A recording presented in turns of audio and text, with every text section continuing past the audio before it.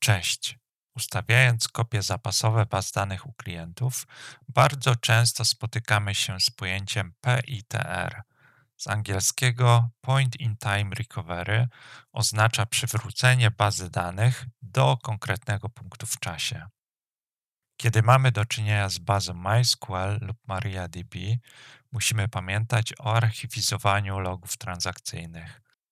Niestety z dostępnych narzędzi do robienia kopii zapasowych rzadko które ma opcję zarządzania tymi logami. Wyjątkiem jest płatne narzędzie MySQL Backup.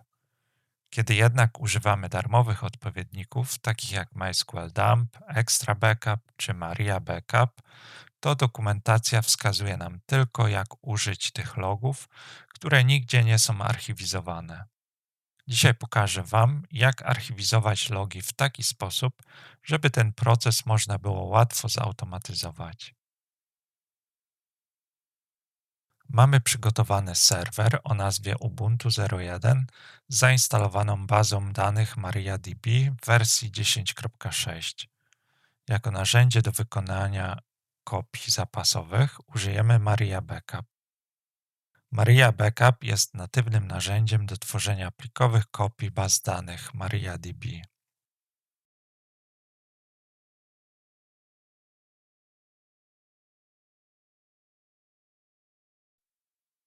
Zaimportuję przykładową bazę danych.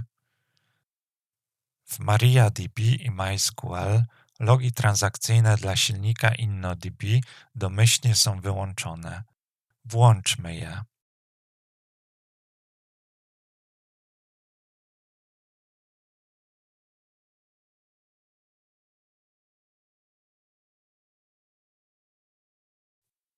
Mamy gotowe parametry. Musimy tylko usunąć komentarz.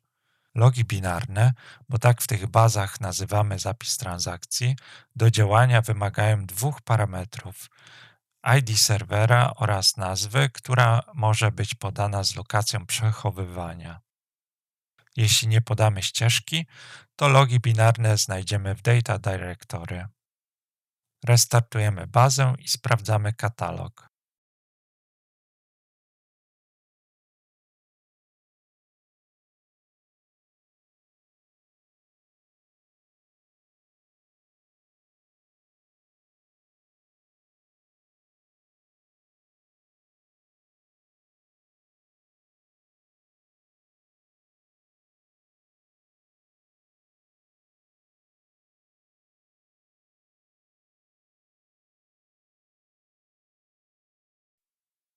Dodajmy do tabeli Guests jedną linię.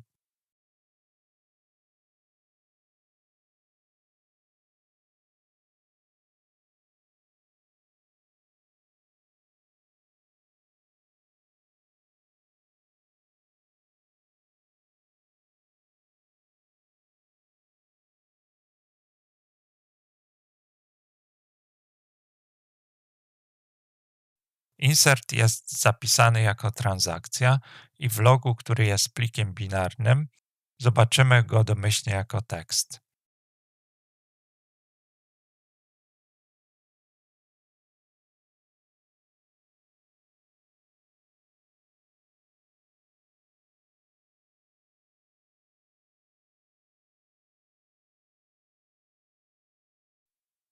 Wykonajmy backup naszej bazy w katalogu Backups.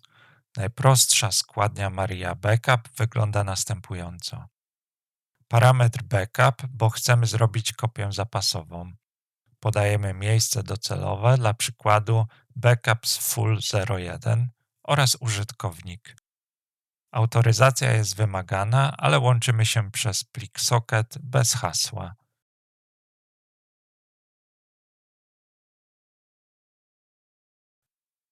Jako że baza jest mała, po chwili mamy pełną kopię. Podglądamy pliki.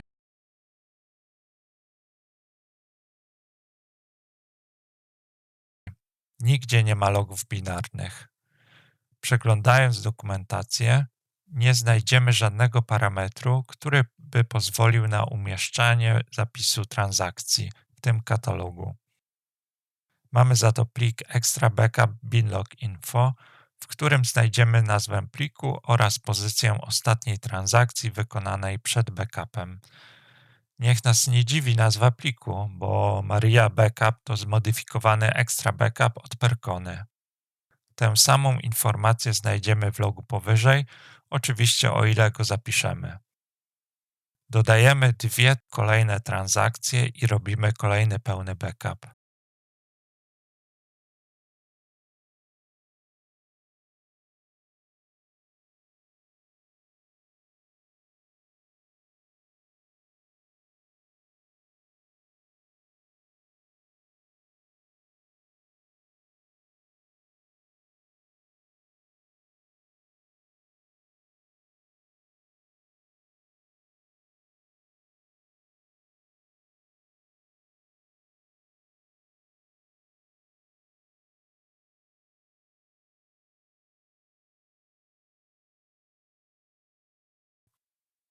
Żeby przywrócić bazę danych do momentu, kiedy dodaliśmy pierwszy insert do tabeli guests po backupie full 01, a przed full 02, będziemy potrzebować binlog z tamtego okresu. W tym przypadku to będzie plik MySQL bin 01, a nasze oba inserty znajdują się pomiędzy pozycjami 506 i 863. Dobrym sposobem na kompletny backup będzie dołączenie wszystkich logów binarnych do poprzedniej kopii zapasowej tuż po wykonaniu nowej. Nie jest ważne, czy to będzie pełny backup, przyrostowy czy różnicowy. Są one tylko zapisem stanu bazy danych z konkretnego punktu w czasie, a logi binarne będą zapisem tego, co wydarzyło się pomiędzy tymi punktami i w razie czego pozwolą nam na przywrócenie danych do dowolnego punktu w czasie. Zapisując logi binarne, zachowamy pełną historię zmian w bazie danych. Zanim użyjemy narzędzia do kopiowania logów, utworzę katalog binlogs01.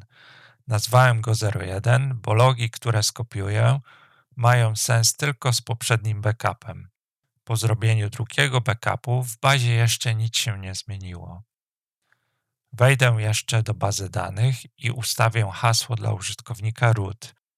Domyślnie MariaDB umożliwia połączenie z bazą przy pomocy tego użytkownika wyłącznie przez plik socket, a my będziemy wykorzystywać protokół TCP. Do robienia kopii zapasowych czy kopiowania logów możemy użyć dowolnego innego użytkownika z odpowiednimi uprawnieniami, które znajdziemy w dokumentacji. Pora na kopiowanie logów. Możemy je archiwizować ręcznie, ale najłatwiej użyć narzędzia MySQL binlog, z którego wykorzystamy mechanizm replikacyjny. Parametry. -R to read from remote server. Mimo że jesteśmy na serwerze bazodanowym, musimy użyć tej opcji. Skoro łączymy się zdalnie z serwerem, program użyje przy komunikacji protokołu TCP, dlatego musieliśmy ustawić hasło. Wymagana jest autoryzacja, bo przecież w logach są zawarte dane. Opcja -R działa wyłącznie, kiedy użyjemy parametrów związanych z połączeniem sieciowym. Na końcu podajemy plik, z którego chcemy pobrać logi. Domyślnie zostają wyświetlone transakcje zwykłym tekstem na ekranie. Mamy nasze 2 inserty wraz z dokładnymi datami i numerami pozycji. Dzięki temu wiemy, kiedy dane zostały dodane. Na potrzeby backupów najlepiej, jeśli nie zmienimy formy logów transakcyjnych i zapiszemy je w odpowiednim katalogu.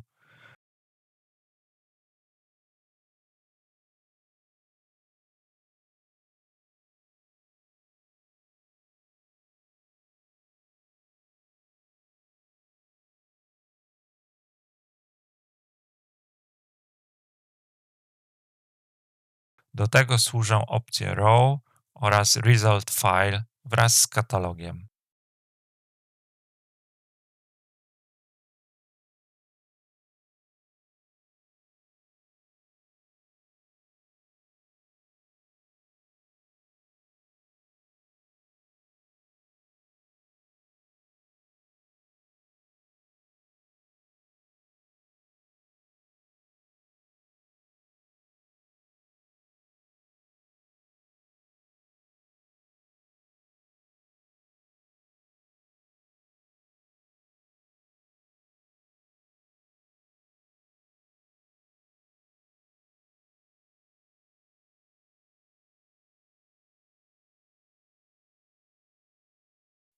plik zostanie skopiowany.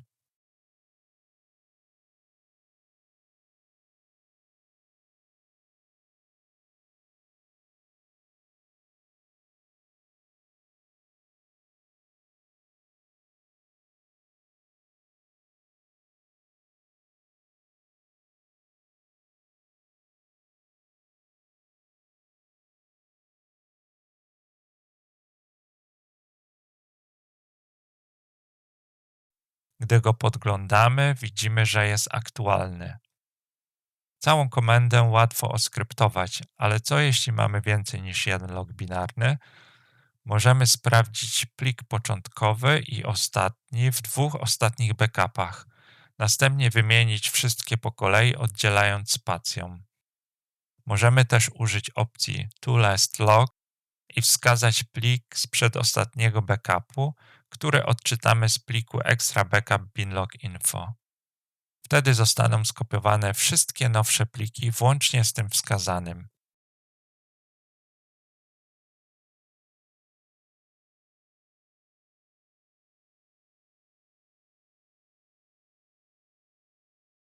To właściwie wszystko, czego potrzebujemy.